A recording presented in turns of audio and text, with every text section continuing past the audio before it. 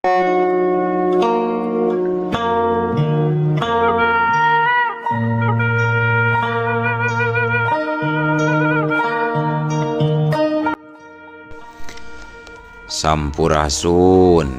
Wadia Balad ATE official di mana wae ayana. Alhamdulillah wa syukru ala ni'amillah. Kalayan diwuwuh ku Qobul anu maha agung, dibarengan ku pangijabah anu maha kawasa, diiring ku kadeudeuh ka Nyaah Gusti anu maha suci. Urang ayeuna dugi kadangat ayeuna masih keneh tiasa ditepang dangukeun deui dina acara anu matuh kamemet urang sadayana. Nyatana dina pagelaran dongeng Sunda jejer carita Paeh Marakayangan. Ayeuna bagian anu ka-7 nanya pamiarsa. Ieu dongeng mangrupikeun buah karyana Kang Ian Aditya ti Palihan Rancah Ciamis. Kangge Kang Ian ngahaturkeun rewunuhun laksa ketik kabingahan, rehna parantos ngintunkeun naskah sakaligus ngawidian mamang kangge medar ieu dongeng dina Kandaga ATE official ieu. Atuh sumangga kanu teu acan subrek kantun subrek heula, ngarah langkung pogot sareng langkung sumanget deui ka si mamangna dina enggoning medar ieu dongengna. Nging hilap di like di komennya nu saseueur-seueurna. Lainna naon, mamang mah sok bingah kitunya upami maosan komentar-komentar ti para wargi sadayana teh. Kalintang bingahna deui upami mah link video mamang ieu dipangeserkeun atanapi dipangbagikeun. Atuh ngarah teu nyangkolong tingkana waktos sumangga ayeuna mah urang lajengkeun deui dongeng Paeh Marakayangan bagian anu ka-7. Kumaha salajengna sor cikopina betot simutna pagan heula tali kolorna bisi morosot merezel morozol uzel-uzelan di tengah jalan. Tumpak dung dung das.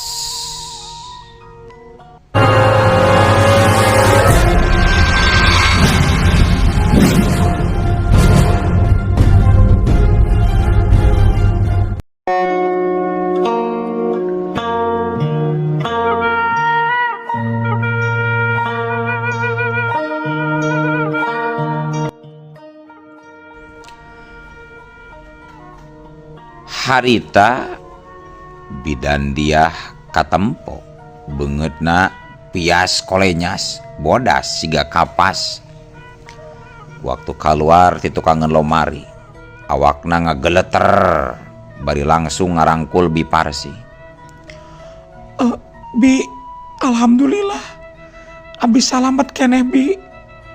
Najan ari jajantung mah meuni ratug du tunggulan. Waktu aya 2 jalma anu jiga preman ngotek tak ka kamar ieu. Tapi nya kitu aya nu aneh Bi.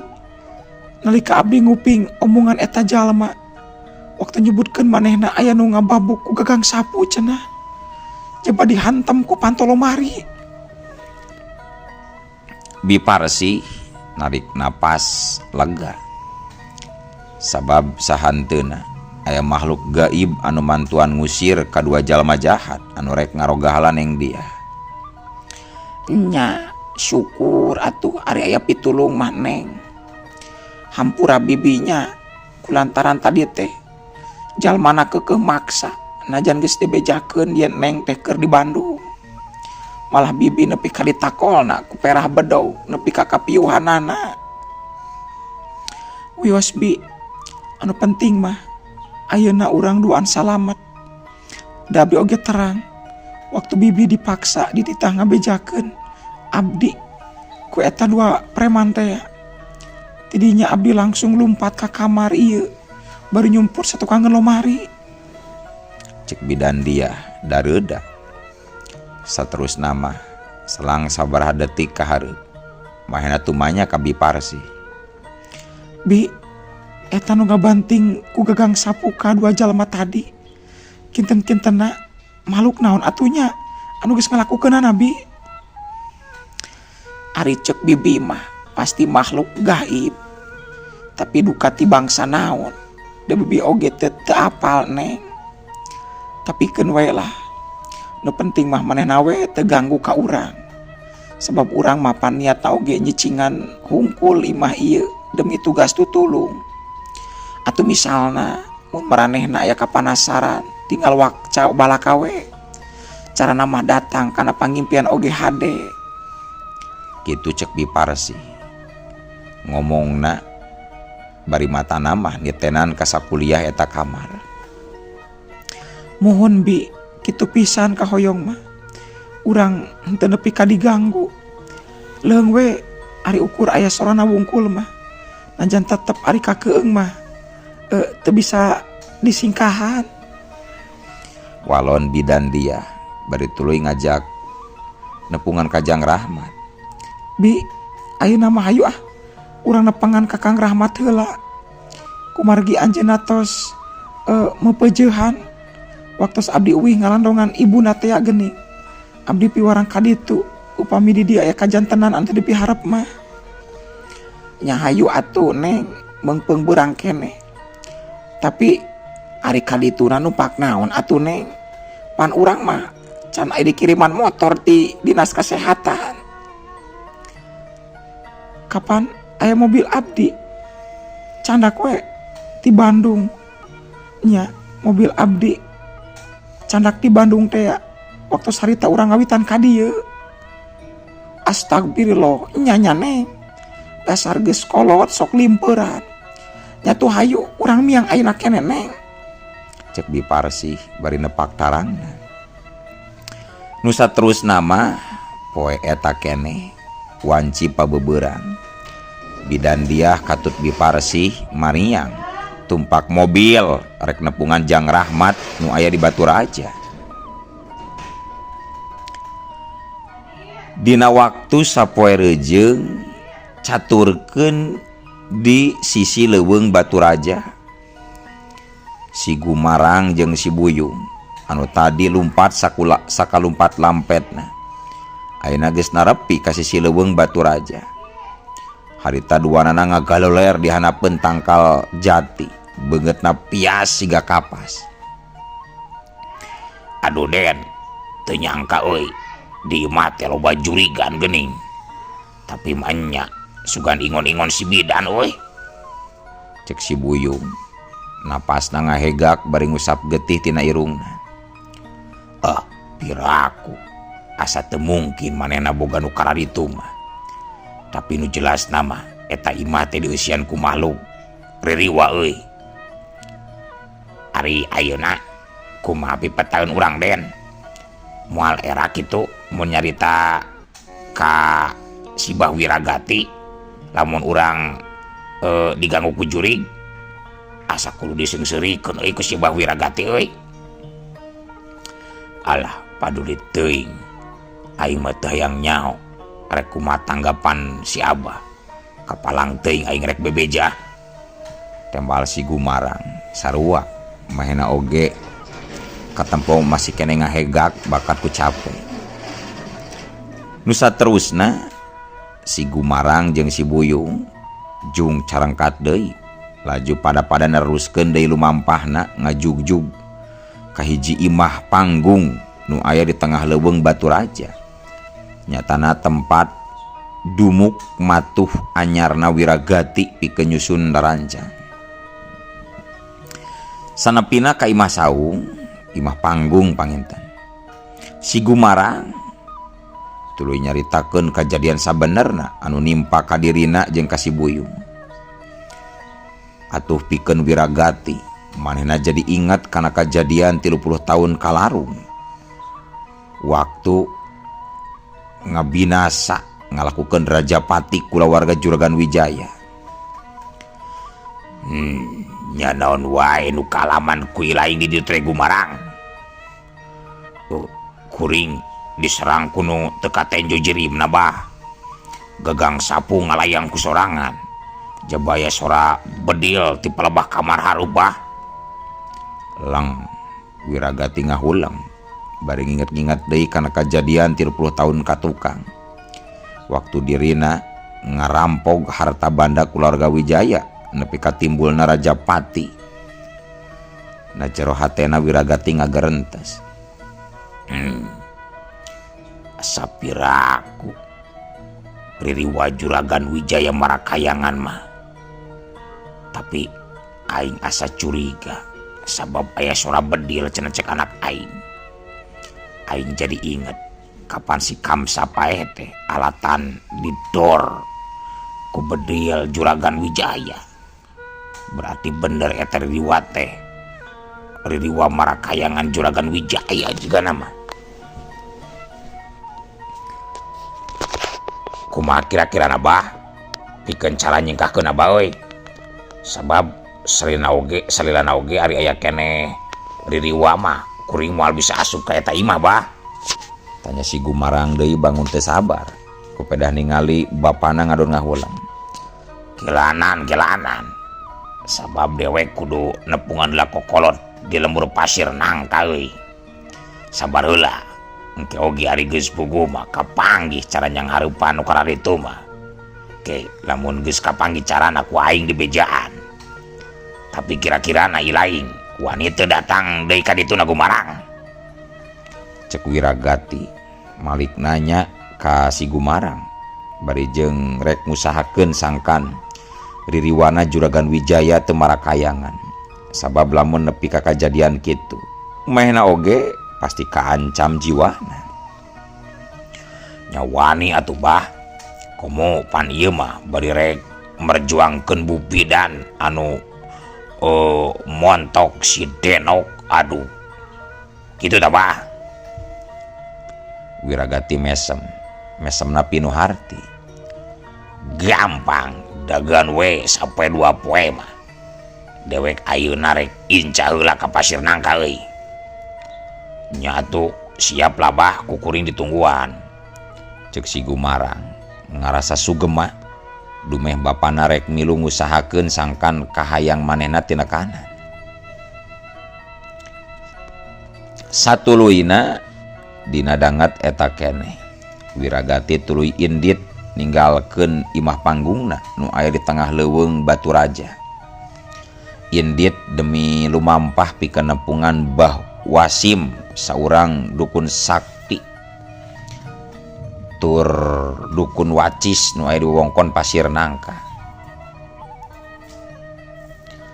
Dina lalampahanana Wiragati teu langsung ka pasir nangka tapi nuju heula ka imah kahijina nu aya di lembur Baturaja pikeun nyokot heula motor.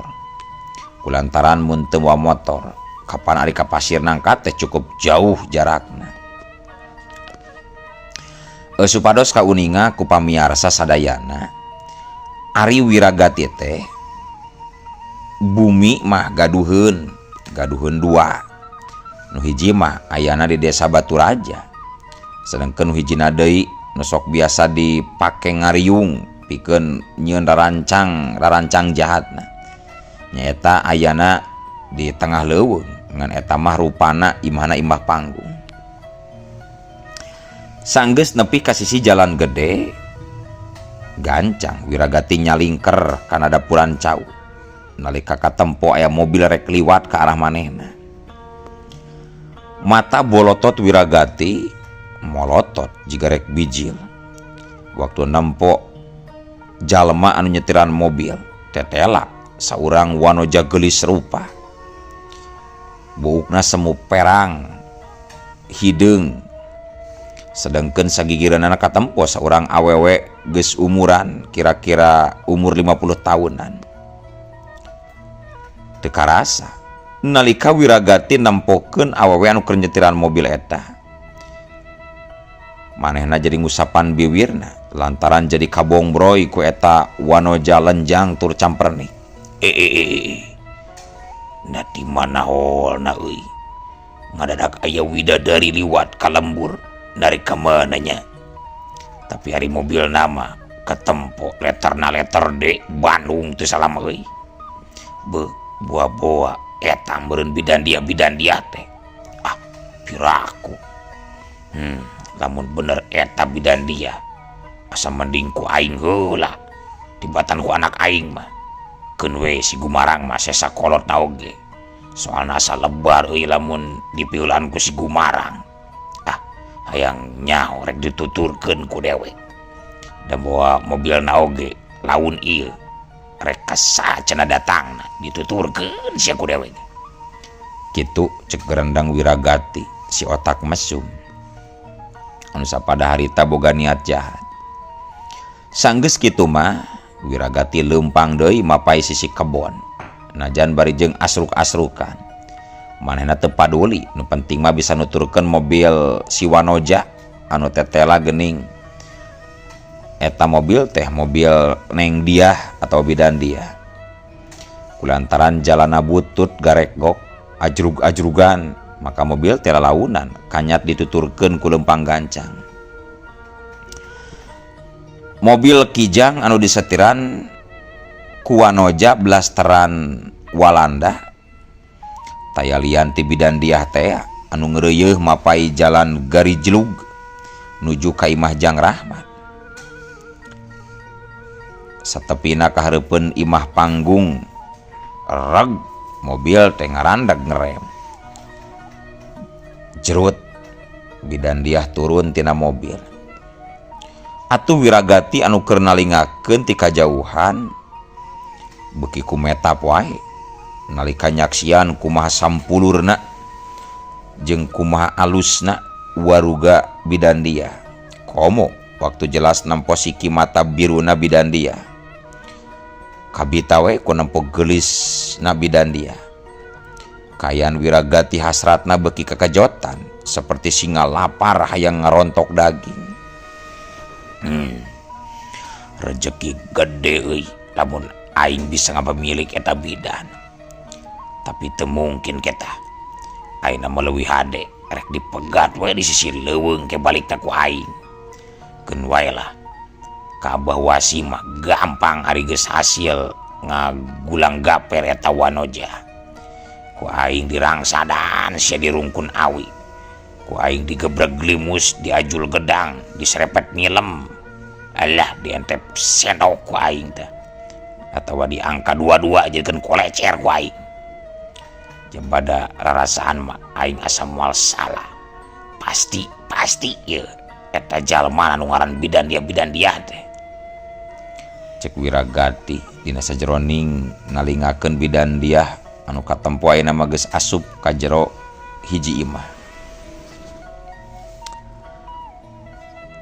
Kocapkeun jalma anu keur diupatna nyatana bidan Diah anu geus aya di jero imah. Kabeneran Jang Rahmat keur aya di imah. Manehna tacan lila karek hol pisan tas ti pasantren. Kening Bu bidan. Mangga colok mangga calik Bu. Mangga Bi, calik Bi. Cek Jang Rahmat nalika narima semahna. Kumaha daramang sadayana Bu bidan? Bi, sambung Jang Rahmat deui. Alhamdulillah Kang Pangestu. Kumaha samulihna? Ari sima damang Kang? Walon bidan Diah bari terus gukgek dariuk dina samak pandan wae di tengah imah. Muhun, alhamdulillah. Ti harita oge pun biang matras damang ejingna oge Bu. Ari ayeuna ka mana kitu geuning si emak teu katinggal Kang? Pugu tadi teh nuju ka ditu keur ngalongokan sawah dan kitu nuju seueur piit di sawahna. Oh, nya syukur atuh pamitos damang deui mah. Mung hapunten ieu teh bila abdi ngawagal kana waktos rehat Akang. Kumargi ieu teh abdi eka peryogian ka Akang. Cek bidan Diah bari tuluy tungkul waktu padu tetep jeung Jang Rahmat. Teu sawes wios Bu, dabina oge nuju nyalse ieu. Dupi ka peryogianna. Ka peryogian naon ieu teh Bu? Tanya Jang Rahmat. Atun saterus nama bidan dia nyaritakeun pamaksudanana, nyaritakeun ngeunaan kajadian anu sering kapanggih ku manehna jeung Biparsih salila nyicingan imahna Juragan Wijaya. Malah nepi ka nu terakhir mah kajadian tadi isuk-isuk waktu aya 2 urang jalma jahat anu neangan dirina dicaritakeun. Tah kitu pisan Kang, ari kajantenna nama. Janten wae nawe abdi teh bade merdih tulung ka Akang, milang saraya ka Akang. Kumargi abdi sieun, komo santosna tadi aya jalmi jahat mah abdi janten teu tenang Kang. Katempo Jang Rahmat nepi ka gogodeg waktu ngadengi keterangan kitu ti bidan dia. Perasaanna teu salah waktu dirina ngarasa loba hal anu aneh di imah dinasna bidan dia. Tapi aya nu leuwih matak ngahariwangkeun nyaeta ku ayana jalma jahat bari jeung tetegrakan ti beurang datangna oge. Nu matak nu mawi hulu botak katinggang awi. Manehna terus nanyakeun ciri-cirina eta 2 jalma nu jahat teh. Mangga insyaallah ku abdi bade dibantos sakamampu abdi Bu. Ke upami tiasa uninga ciri-ciri jalmi anu duaan tadi ka bumi kumaha wae cirina Bu? Katampo Biparsih mairan sabab manehna nu pangheulana nyaho jaba jelas nempo ka 2 urang jalma jahat eta. Nu saurang mah buukna jabri gimbal ujang, kumisna baplang ngagaleng segede waduk, matana gede jiga mata jengkol, papakeana make kaos oblong, calanana lepis bari sarawe, pangawakana muni jangkung badag. Waskeun awak jangkung gede kitu parabotna oge jigana moal teu badag sujang. Tah sedengkeun nu saurang deui nama buukna galing pondok, kulitna hideung lestreng jiga cet, matana teh meuni beureum, irungna demes jiga katincak munding, pakeana masing sarua hideung bari tatoan dina leungeunna teh katempona jiga tato gambar domba Garut. Cek Biparsih ngajelaskeun. Sakadapan mah Jang Rahmat jiga keur nginget-nginget kana ciri-ciri eta jalma anu disipatan ku Biparsih. Nah hatena jadi neden curiga. Cilaka. Buah-buah anakna preman terminal Baturaja.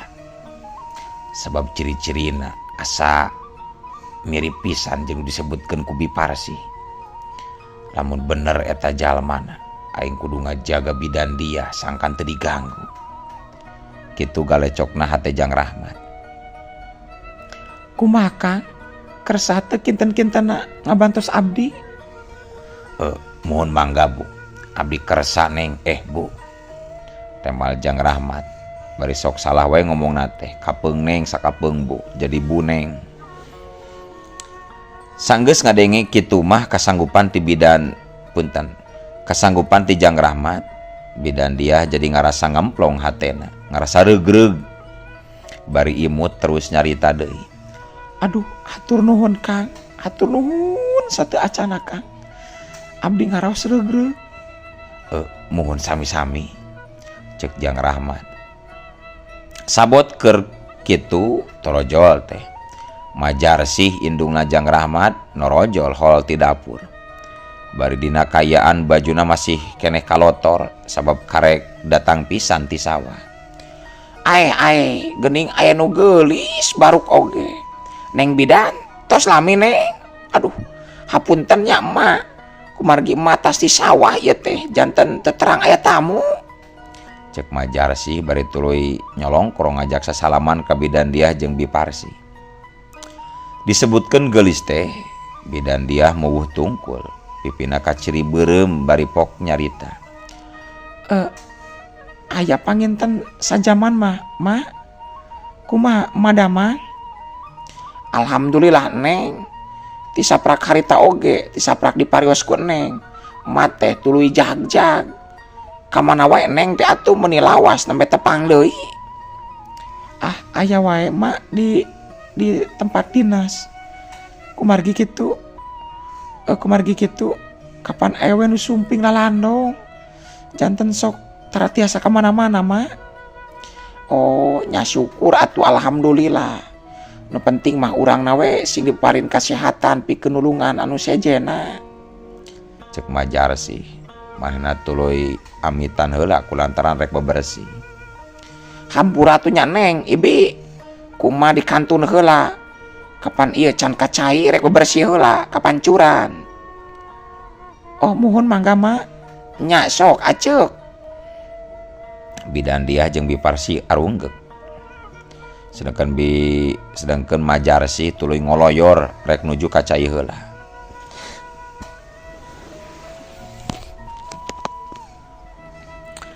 Selang sawatara waktu bidan dia tuluy kadenge cumarita deui sakalian amitan ka Jang Rahmat.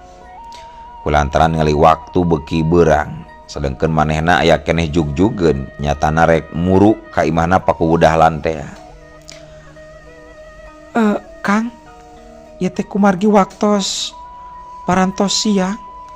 Abdi bade teras amit lawe nya Kang. Ari akang kinten-kintenna bade irah ka dituna Kang. Nya pami tiasa mah ayeuna we Neng, beung-beung akang aya di rorompok. Kumargi enjing mah akang oge bade ka pasantren deui ieu teh. Cek Jang Rahmat ngahaja ongko lantaran rasa anak asa jadi tengeunah mun bidan dia balikna teu dianterkeun. Pikeun bidan dia tangtuna ka Cidabunga heunana ngadenge jawaban ti Jang Rahmat seperti kitu.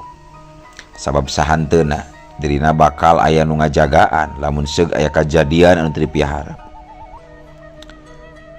Atuh gancangna carita saenggeusna amitan heula ka Majarsi, bidan dia jeung Biparsi laju kaluar ti imah tuluy arasup kana mobil. Sementara Jang Rahmat mah nuturkeun satukangeun mobil make motor. Lantaran lamun manehna ngilu asup kana jero mobil, engkena balik bakal hese sabab eueuh deui kendaraan. Harita mobil bidan dia maju lalaunan ninggalkeun pakarangan imah Majarsi. Di luhur langit panon poe mimiti manceran. Cahayana ngagurilap ngaduruk lebu hampang anu ngabubur di jalan Batu Pasir Batu Raja.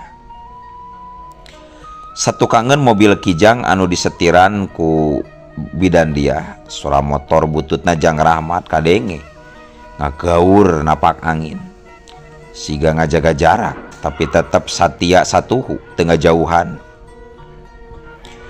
Tapi nalika nepi ka pelebah pengkolan da atuh ari ujug-ujug olo kaburu aya solawatan atuh kulantaran kitu ganeng bilih teka kuping jelas nya urang cekapkeun we heula dongeng teh dugi ka dieu.